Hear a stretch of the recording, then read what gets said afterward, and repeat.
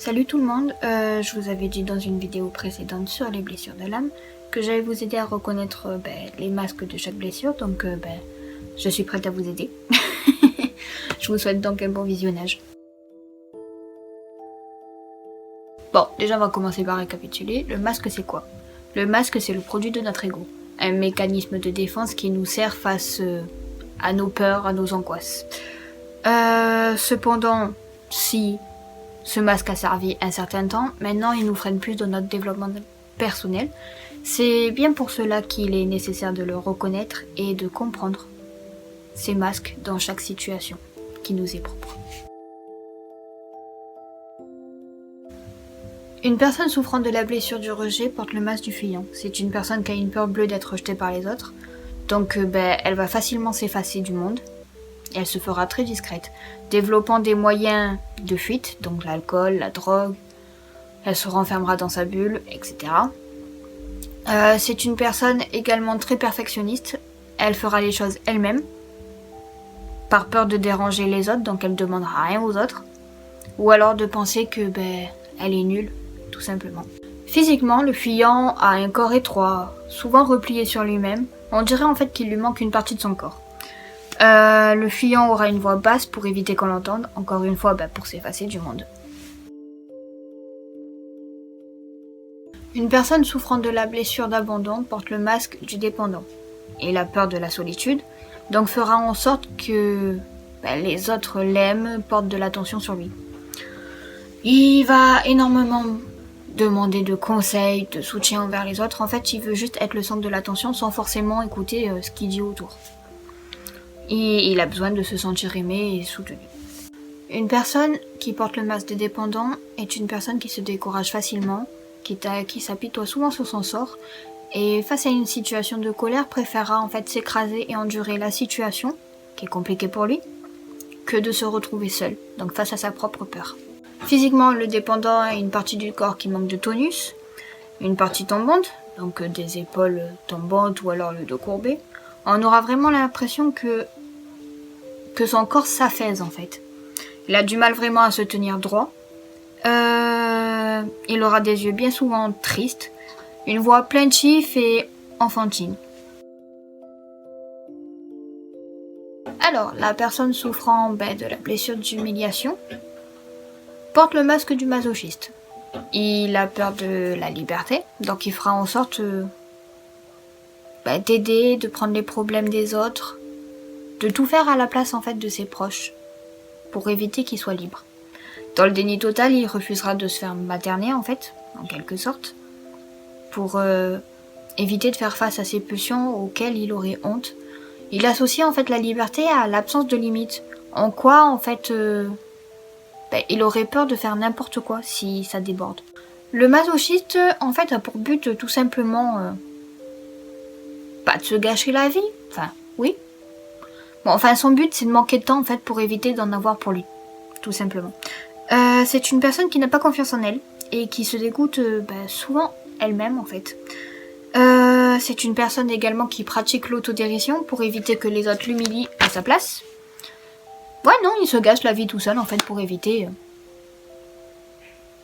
de faire face à ses peurs. Physiquement, le masochiste aura un corps fait de rondeur. Il aura des yeux ronds, ouverts et naïfs comme ceux des enfants en fait. Vous voyez, genre... comme ça.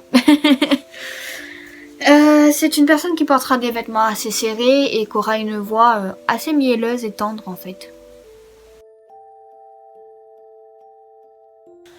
Alors, les personnes souffrant de la blessure de trahison portent le masque du contrôlant. Ce sont des personnes qui ont peur de la séparation. Étant donné qu'ils ont été trahis à un moment donné dans leur vie, et lâchés comme des merdes, ils ont vraiment peur d'être séparés de leurs proches en fait. Le contrôlant prend la place de leader, de chef. Il est vu vraiment comme un petit chef en fait. Fort, responsable, aimant prévoir et contrôler les choses. C'est une personne qui est souvent sur ses gardes et qui se méfie et attend beaucoup des autres. Il aime imposer les choses.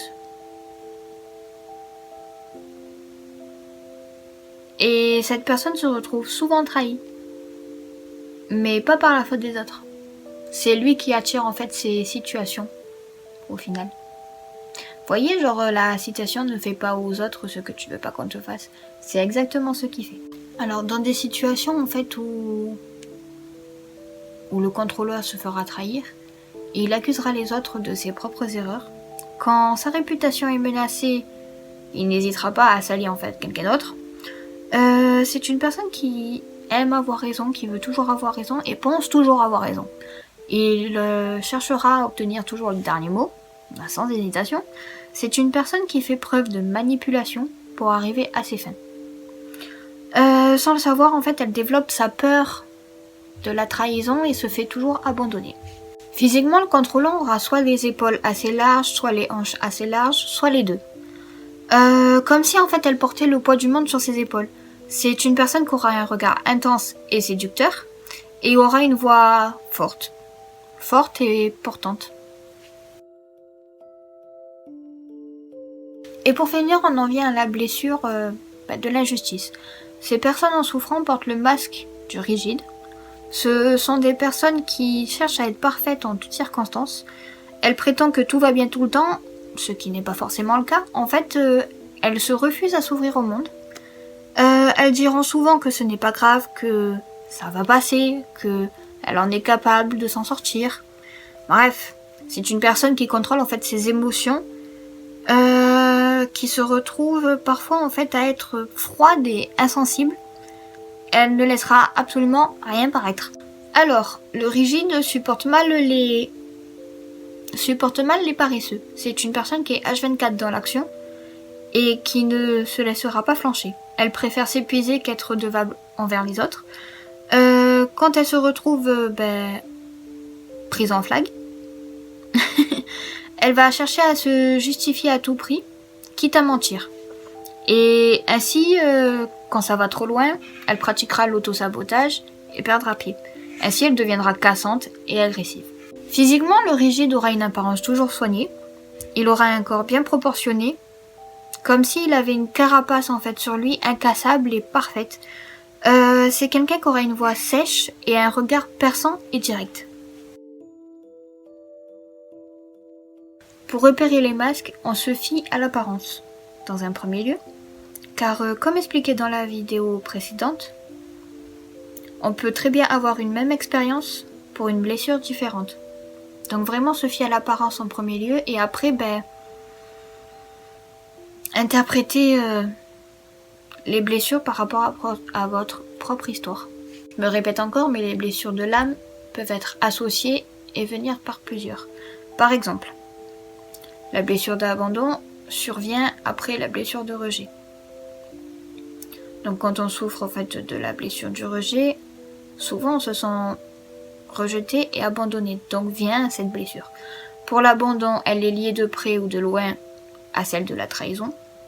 Donc trahison, trahi, donc abandonné, blessure d'abandon. Pour la blessure du rejet, elle est présente avec la blessure de l'injustice. On trouve ça injuste, du coup on s'efface en fait, on se retrouve rejeté. On trouve ça injuste. La liaison, vous voyez. Avant que cette vidéo se finisse, j'aimerais vous dire un dernier mot. Une fois avoir pris conscience et accepté vos blessures, vos masques, osez affronter vos peurs pour devenir vous-même. Cette vidéo touche à sa fin, j'espère qu'elle vous aura plu et vous aura aidé à comprendre un petit peu vos blessures, vos masques que vous portez au quotidien. Je vous fais plein de bisous. Je vous dis à une prochaine fois et n'hésitez pas à liker et à vous abonner. Bisous!